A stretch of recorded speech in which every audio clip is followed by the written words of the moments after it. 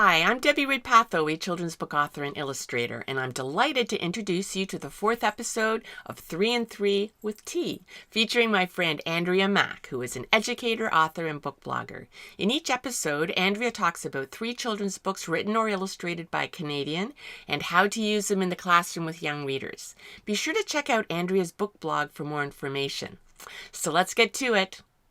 I really enjoyed this picture book, Lucy Tries Hockey. It's written by Lisa Bowes and illustrated by James Hearne and published by Orca Books. And it's part of a series where Lucy tries different sports, like luge and basketball. A great STEM challenge for this book would be to provide students with materials to design their own hockey sticks.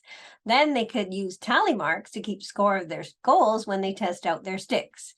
You could tie in more math by encouraging kids to do surveys about which sports their friends like or which sport Lucy should try next.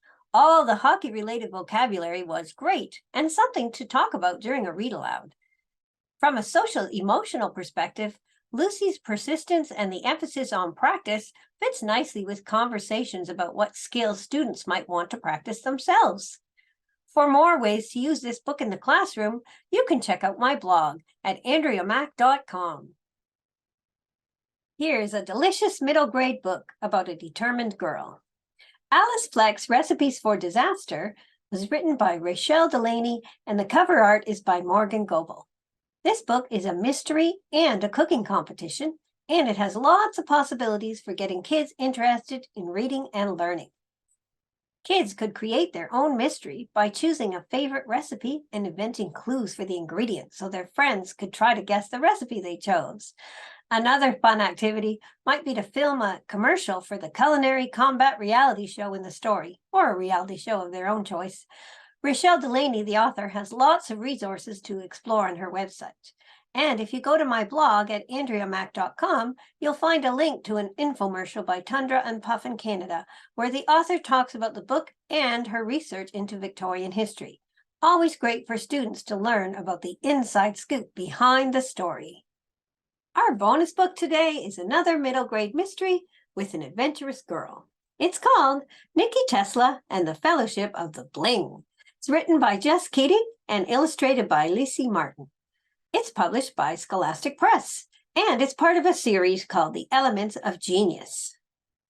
This book has lots of science connections.